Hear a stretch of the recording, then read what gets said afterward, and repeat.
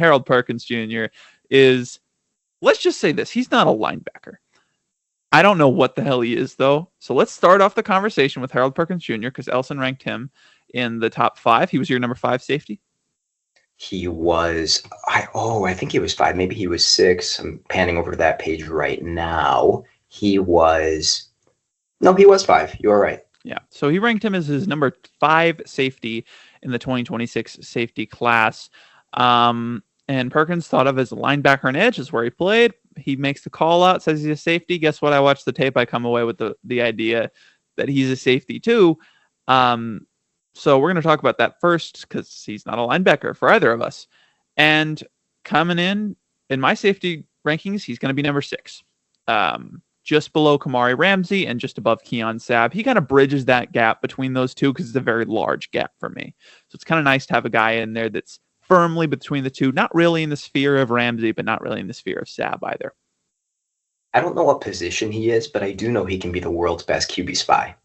Yeah. Well, I do know what position he's not, and it's linebacker. This is less of a reflection of I think he'll be good at safety and more of a reflection of I don't think he can play linebacker. I just don't think he's big enough. I don't think he's physical enough.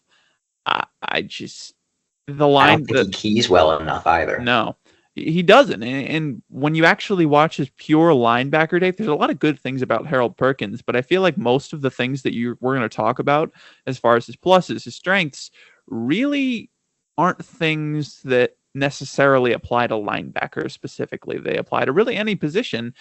And this is a good time for Perkins to come out, though, because when we're talking about a guy like this, who's a positionless player, really, the NFL always loves him, but now they're starting to figure out how to use him. You know, we're seeing guys like Josh Metellus come into the league and have success. Ivan Pace Jr. have success. So maybe he should just go to Minnesota. maybe Harold Perkins should just get drafted to Minnesota. But he is a very versatile, he's a very versatile player just due to his athleticism. And he's got the athleticism to play pretty much any position he wants on the field. And there's issues at every position. So I'm fascinated to see where he ends up, what role he ends up playing more than what position he plays, because he could play linebacker as a guy who should never run defense or hardly ever run defense, because I do think he can do it in certain doses. Or if he's a safety that is just always coming down, or if he's a star role, kind of playing some nickel here and there. I don't know where he's going to play. But he's a fascinating prospect.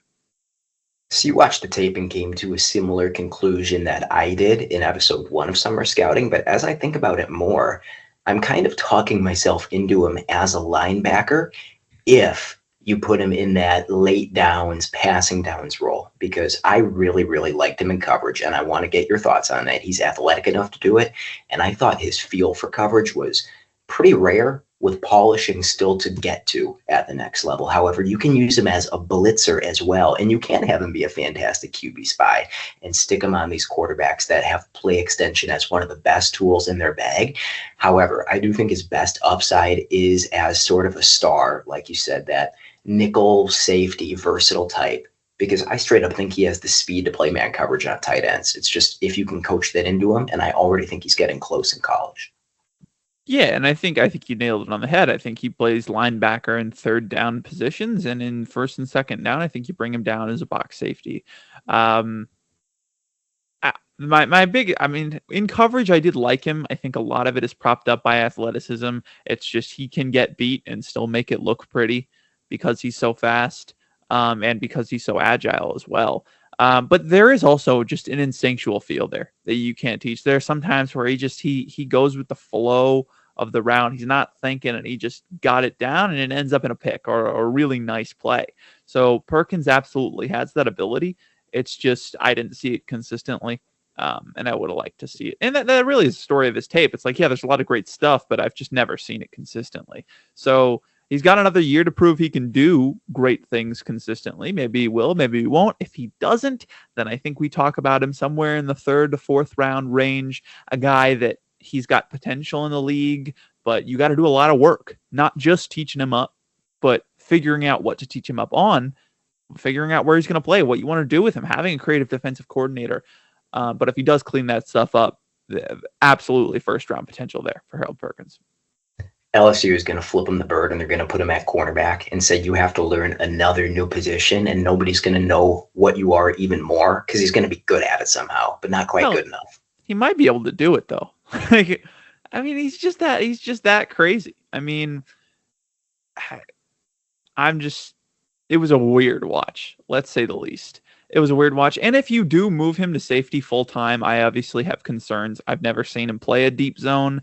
The deepest zones I really saw him play were, a curl flat or something like that. And even then, when it got deeper, when he had to track it deep, I just didn't love what I saw. The rare times that he did do it. So obviously, a guy with no deep coverage experience, you put him at safety, we're gonna have some issues there. So that was one of those things. I don't think he should be a full-time safety, but I don't think he's a full-time linebacker, and he's definitely not a full-time nickel. So what is he? We'll have to figure it out. One more thing before we do the 10-6 on him. The reason I was kind of comfortable projecting him as a safety is because I actually did see him play the deep hole a decent number of times, like in a Tampa 2. And there were a couple of plays where they even really mixed it up and had him rotate into a deep third because they motioned the safety off. So we probably just didn't watch the exact same games, but I saw them tap into that a little bit, and it was just enough. Are we ready to go 10-6 now? Yeah, one more thing about Perkins. Go ahead. In something that's not necessarily football related, but it's like he's played a lot of positions for LSU. He's basically gone wherever they've asked him to. And he is a very athletically gifted dude. He could just be athletically gifted and be kind of like he could be a prima donna if he wants to. He's that awesome of an athlete, but he does whatever the defense asks him to. He's played so many positions. He really can. And as a linebacker, you can see him out there trying to learning from his mistakes. And there's just very few guys who give more shits than Harold Perkins, man. You're just going to see him. It's always fun to watch a fast guy actually use that speed, not only when he needs to, but when he wants to as well. So many chase downs. He's got like sideline to sideline speed and he uses it all the time. He's always going to take on the block with as much strength as he got just because he gets washed all the time. That's another issue, but you never have to worry about effort with Harold Perkins. We could do a full hour and a half episode on Harold Perkins alone. Yeah. But unfortunately, we have other players to talk about. We do have to move on.